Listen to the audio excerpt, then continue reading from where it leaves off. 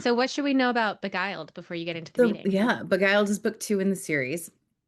And our main characters in this are Alice and Ethan. And they're each cousins of the couple in the former book. So Ethan is the Beaumont in this book. He is the cousin to West, and Alice is Priscilla's cousin.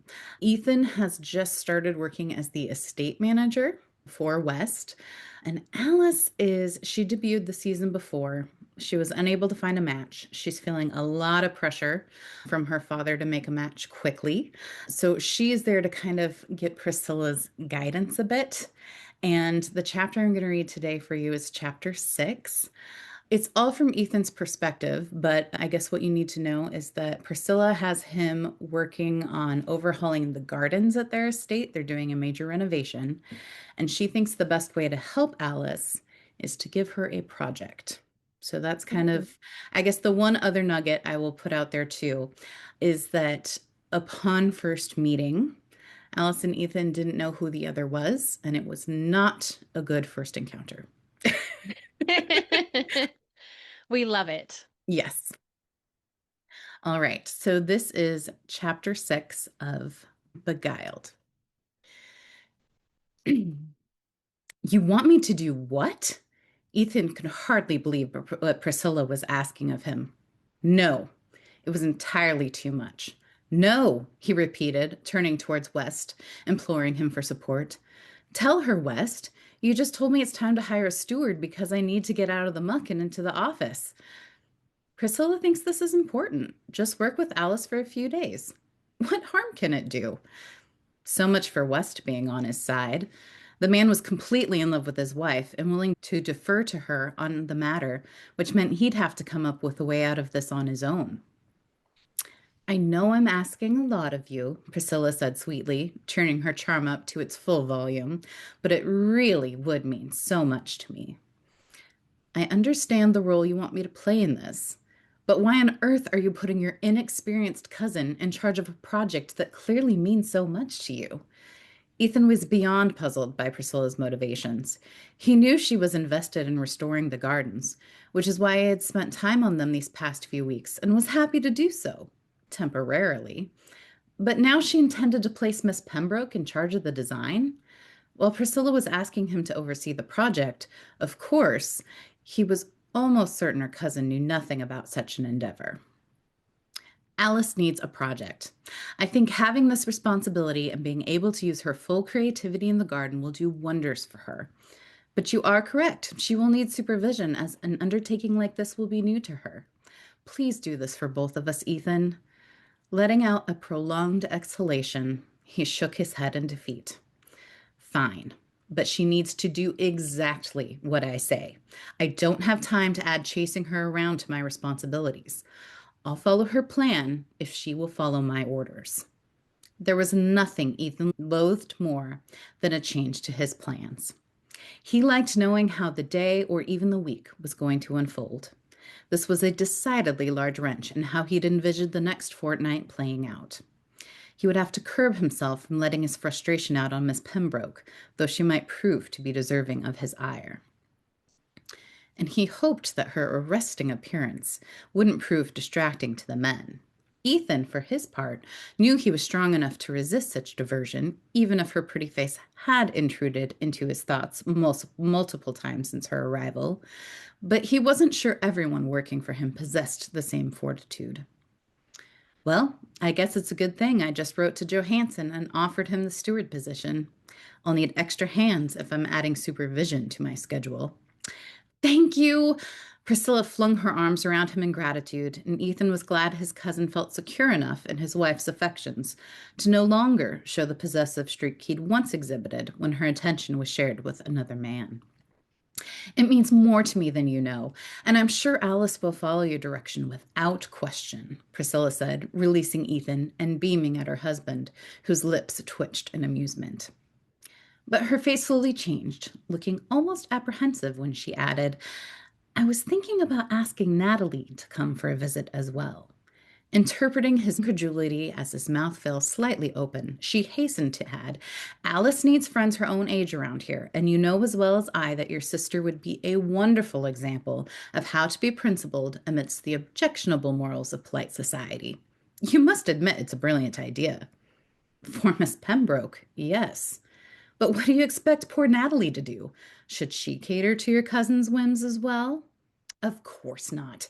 Priscilla smacked his upper arm. She may sit around and read all day if she so desires, but you know she cares nothing about the ton or having a season, and I'd like Alice to see that perspective. Priscilla's eyes grew large and her tone beseeching. Though I know you consider her to be imperious, could this not serve as an education for her to reevaluate and see there are other things to value? Well, Ethan couldn't argue with that. He didn't like being handled by the lady, but she had outmaneuvered him. Pinching the bridge of his nose to stave off the impending pain of a megrim, he sighed in defeat. Very well, but if Natalie doesn't wish to come, you will not force the issue. And when and if she wants to leave, you will let her. I will not have my sister coerced. Of course not. It will be entirely up to Natalie. Both Hamptons were looking at him eagerly, waiting for his blessing of the plan. Do what you will. I am at your mercy. When should I expect to begin working with Miss Pembroke? I believe she's looking at plans with Matthias now, Priscilla offered.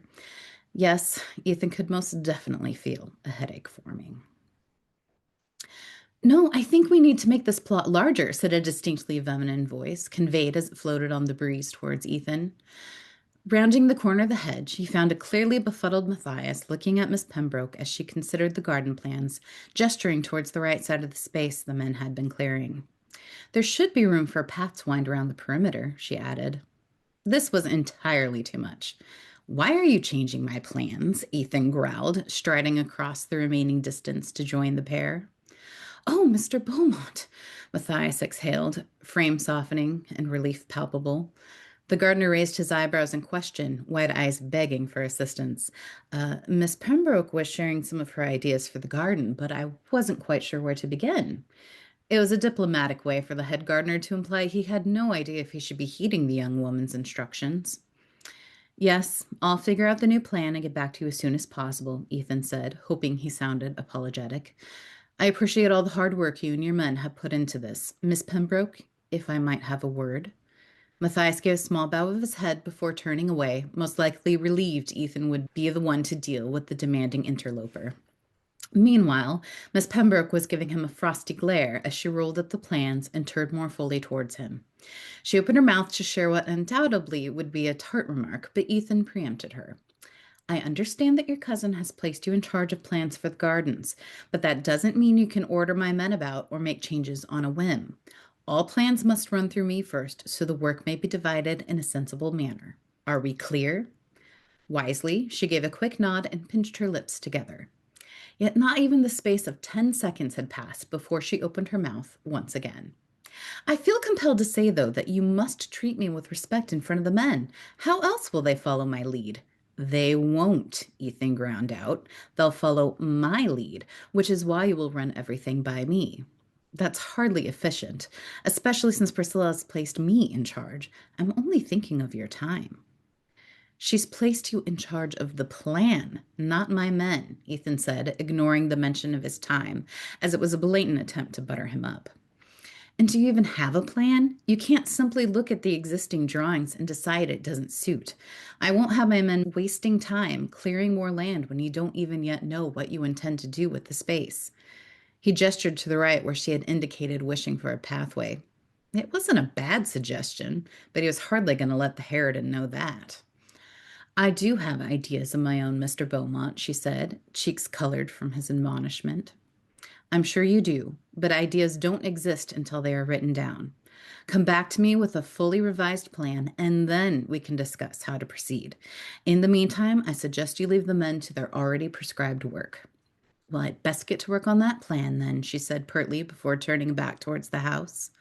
Watching her retreat, Ethan breathed a sigh of relief, but he couldn't help thinking how becoming she had looked, with her cheeks flushed from heightened emotions. Ethan found himself to be much calmer that evening as he sat at his desk, adding up numbers for the January reports that he owed West. He hadn't meant to lose his temper with Miss Pembroke earlier, but he was concerned that her new position involved with the garden was going to be a constant challenge to his sense of control. He craved things to be in order, and she posed a threat that could upend everything he had only recently put into place on the estate. Leaning back in his chair, Ethan rested his head on the back edge and rubbed his eyes. He'd been working by candlelight for hours, and it was well past time to call it a night and rest for tomorrow. Standing and stretching, he picked up a plate with remnants of the dinner that the butler had kindly delivered earlier. He'd opted out of dinner for solitude to both finish his work and avoid Miss Pembroke. Now he'd returned the kindness by delivering the dishes and cutlery back to the kitchen. No need to make the maids deal with his mess in the morning. After leaving the dishes with the cook's assistant, Ethan made his way upstairs, intending to head to bed, and paused upon seeing a light on in the library. He peeked inside, expecting to find West, but what he saw instead astounded him entirely. Miss Pembroke was sitting at a table in the corner, surrounded by open texts. The light from the lamp beside her cast a glow on her cheek and exaggerated the graceful curve of her neck by the shadow her chin left in the angle of the beam. Threads of gold and copper glinted within her upswept red hair, making it look like her entire head dripped with the finest jewelry. But what captivated Ethan the most was her posture of sheer concentration. Head bent over one of the books, she was studiously making notes on the paper before her. Silently drawing closer, he saw there were sketches scattered about, with demarcations often used to denote different types of plants. He realized she was devising the plans that he had accused her of not having, and she seemed to have been at the task for quite some time. Not wishing to startle her, he deepened his tread to make his footsteps audible behind her. Miss Pembroke lifted her head, turning to see who was disturbing her. "I don't mean to interrupt. I just wondered who was in the library so late." "What time is it?" she asked, stifling a yawn within her inquiry. "Just past midnight. I was heading to bed myself, and you probably should as well." Standing, she braced her hands behind her back and arched forward, throwing her head back in a stretch. Arms down, she rolled her head from side to side to loosen the muscles of her neck. He was amazed how indifferent she seemed to be in regard to propriety in this moment, unconscious of her movements when she had been so formal in their previous interactions. She must feel a certain level of comfort in her cousin's home, and he was oddly glad that she did not feel the need to remain constantly a check around him either. "I'll be done soon, but it seems I need to finish a plan in order to be taken seriously," she said pointedly. "Are all these books about garden?" he asked, ignoring the jab and gesturing at the pile on the desk. "Yes, thankfully the library contained quite a few. I've been renewing my familiarity with some of the history regarding trends in landscape architecture and studying popular forms and styles from the last century." Running her hand over the spine of a book near her, she looked back down at her own plan. "I was inspired by some of the gardens at Althorpe House the other day when we attended Lady Spencer's soiree. Her gardens were designed by none other than Capability Brown." She gestured at another book, presumably about the designs of Brown, the famed landscape architect of the last century. Ethan walked over to the book and observed the clean lines in a drawing depicting one of the layouts. "Is this the kind of garden you want to create?" Ethan asked, flipping through the plans in the book. "No, I don't think so." He looked up at Allison's prize. "You don't admire his work?" "Oh, of course I do. How could one not? It's beautiful. But but I'd imagined something a bit less traditional, less proper. It's so contained." She pursed her lips at the last word, her body now rigid as she spoke of the restraint in the design. Yet a second later, Ethan watched as Alice transformed before his eyes. Her shoulders sloped away from her ears, and her eyes became in focus as she stared at a spot on the bookshelf opposite her. "I want a design that's allowed movement, that is freer, more, oh, what's the word? Wild," he supplied. "No, not wild." Shaking her head, Alice returned her eyes to focus and met Ethan's, just less controlled by strict boundaries. Closing the book, she picked it up and exited the library with a quiet determination, leaving Ethan with the feeling that Miss Pembroke may not have been discussing her ideas for the garden at all.